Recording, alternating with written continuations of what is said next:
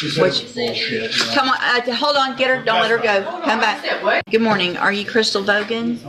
And Ms. Bogan was previously in court, entered a plea of guilty to theft of property, a state jail felony. That agreement was for a 4-year deferred probation with a $1,000 fine as well as restitution in the amount of $9,000. Microphone hash right away. The judge is doing something a lot of viewers miss. She's comparing the plea deal to the defendant's actual criminal history. And once that pre-sentence report hits the bench, everything changes. Deferred probation offer might sound generous, but when the paperwork starts stacking up, judges begin asking one question: is this person actually likely to change? $1,400. I've received the pre-sentence report. Have y'all all had an opportunity to review that report? Yes, ma'am. And any additions or corrections or? There's a lot of history, you understand, but discussed it with counsel also restitution. Speak up, I'm I sorry. just want to make sure the court knows restitution, most of the main issue we're looking at, get some of that money back. I've got 1, 2, 3 and a quarter pages of criminal history. Well, there's a lot of stuff that wasn't dismissed.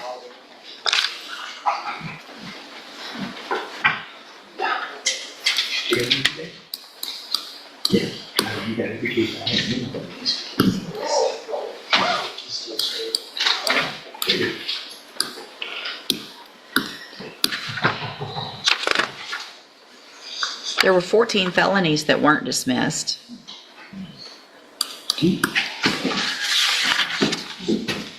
At least 4 or 5 misdemeanors that weren't dismissed. I understand the restitution, and y'all know my position on that already this morning, but there's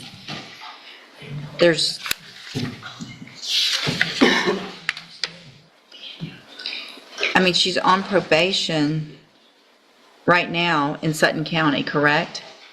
Yes. I have been for 2 years. Right. So do they know about this case? And what has happened over there, if anything? I'm still continuing on my deferred. Microphone hash, did you catch that moment? The judge asks if she really thinks nursing school is realistic with this kind of record. That wasn't sarcasm. That was a reality check. Courts often look at rehabilitation plans to decide sentencing, but those plans have to sound believable. If the judge thinks the defendant is just saying what sounds good in court, credibility disappears fast. I'm supposed to start nursing. I can't understand you. I'm supposed to start nursing school. When? I was actually supposed to start in September, but I had to wait to see. Are you really going to be able to go to nursing Yes, I school am. with this type of criminal history? Yes, ma'am. Because I haven't been convicted of it. I'm a CNA now.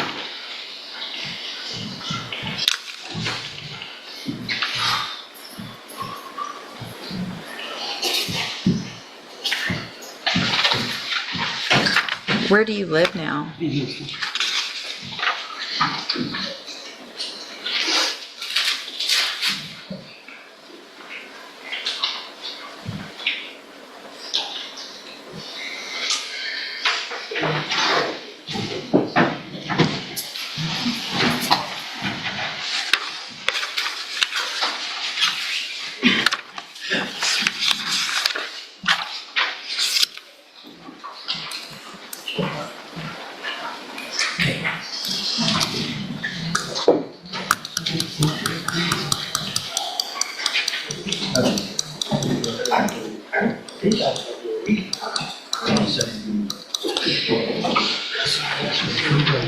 Okay, So, the deferred one, another issue that I see on here also is the restitution, because it shows $9,400, but then it also, that was from inside the bank, and then it shows $500 from an ATM and $100 from a cash app, totaling $10,000, not $9,400. Is that correct? And that would have been added on, I don't think that's a bank fee, I believe. I don't think that. Well, it says 500 was withdrawn from an ATM outside the bank. Is that right? You know better than anybody. I only went into it. I didn't have no access to the cars in there. All right. So possibly the other person that was involved did that? The only thing we knew about That was was the no- 400 that was in the bank. I wasn't aware of, Your Honor, when we did it, when I got the PSIs, when I was notified, if I was in the cash route. But if it was a withdrawal, then that would be her responsibility joint and separately, so Right, it says, so that's a request. the contact from Do Good said that the defendant withdrew the entire loan amount of $10,000, 94 from inside the bank, 500 from an ATM, and 100 from a Cash App transaction.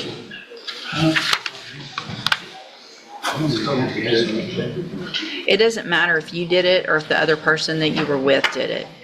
Y'all were working together. So you're both, and what's the other status of the? I don't have the other status of another person, Your Honor, that's just one that's the charge. I'm not the person on there. But. She's responsible. Yeah. So I mean, if there was another person and you didn't give that I information, don't then know. that's, okay. Apparently the cops didn't either, so. She went in the bank, she was the one called. Size, whether or not she has a company. The backside, not to my knowledge.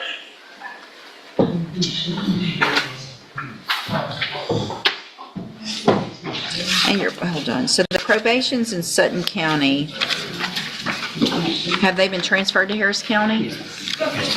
So you're going in person in Harris County? Yes, ma'am.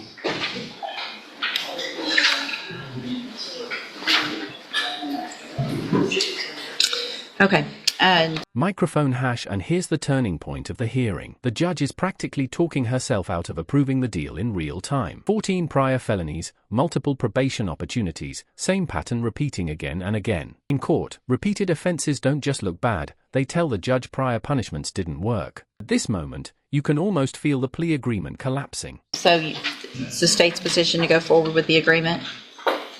I understand the court's concern, and the state has the same.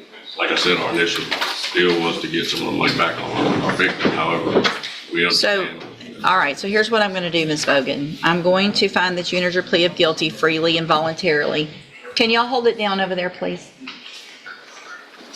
I'm going to find that you entered your plea of guilty freely and voluntarily, find sufficient evidence to find you guilty.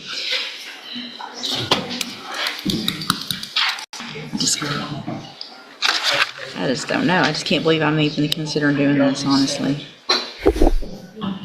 Can't. There's no way. It has to be straight probation, and I realize that that's going to potentially have some issues, but I can't with 14 prior felony offenses, same type of thing, so. I don't. You do? No, I don't. No, I don't. Okay. How many do you think you have? I have 3 here and one back home. Okay, you have lots of them that were at the same time for different offenses. And I was never convicted, never charged. Yeah, you did probations for them. Forgery of a financial instrument. Don't talk over me. March 3rd, 2008, Harris County, 180 days in jail, so that one was reduced. March of 2014, forging identification cards in Cuyahoga County, Ohio, 1 year probation. Same charge, same probation, so that's 2 in Ohio. March of 2014, aggravated theft in Ohio, another probation, the same date, but still another charge. March of 2014, attempted drug possession, pled guilty, 1 year probation. March of 2014, same thing in Ohio, possessing criminal tools, probation, all of that. It was at the same time, but still. Microphone hashed boom. The plea deal is officially rejected, and legally, that's a huge deal. Judges are not required to accept negotiated agreements if they believe the punishment is too lenient or public safety is at risk. But watch what happens next, because this courtroom is about to go from tense to completely out of control. Different cases. November of 2014, forgery. 2 cases, got probations in those. I'm gonna run out of fingers. March, another one, a theft, aggravated theft in Ohio in 2014. Then we go to Sutton County, Texas, and you have... This is exactly how defendants turn a bad situation into a catastrophic one. The second she lashes out at her own attorney in open court, the judge immediately shifts focus from the original case to courtroom behavior and bond safety concerns. Courtroom decorum matters a lot. Judges watch attitude, self-control, and respect very closely, especially when deciding bond amounts and future sentencing. 1, 2, 3, 4, 5 continuous smuggling of persons for pecuniary benefit, and that's the 10-year probation that you're on in 5 different cases.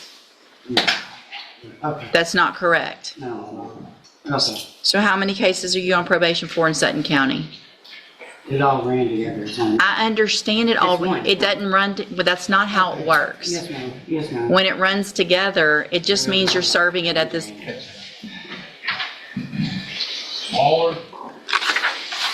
I'm rejecting the plea agreement. I'm resetting your case for 3 weeks. We'll see you back in 3 weeks. Y'all can talk about it. Microphone hashed, and there it is. Bond raised to $25,000. One emotional outburst completely changed the ending of this hearing. What started as a possible probation outcome turned into a harsher situation within seconds. Cases like this are a reminder that courtroom behavior can influence everything: credibility, sentencing, bond decisions, and even how future hearings unfold. Then you're at, ma'am, What? this is not going to help. It don't matter. My life's on that. Well, looks like you did that, not me. I'll see you in 3 weeks.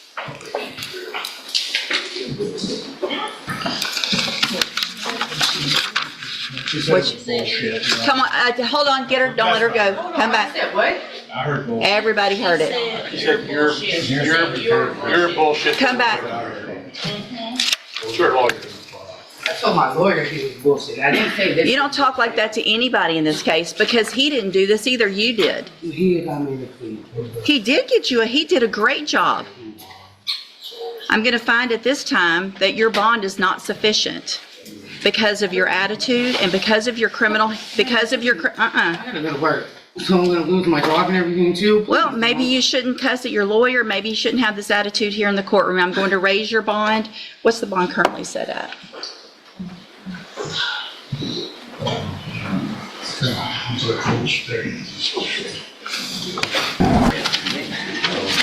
Don't cry now after saying it's bullshit to him and acting like this in here. Stop. No, you're going to make it worse. You're just going to make it worse. You should, when I told you a minute ago to stop, you should have stopped when I told you to. Let's see, can you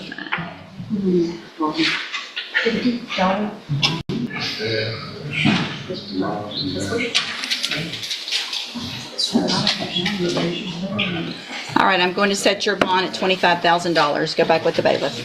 Who's on me like that?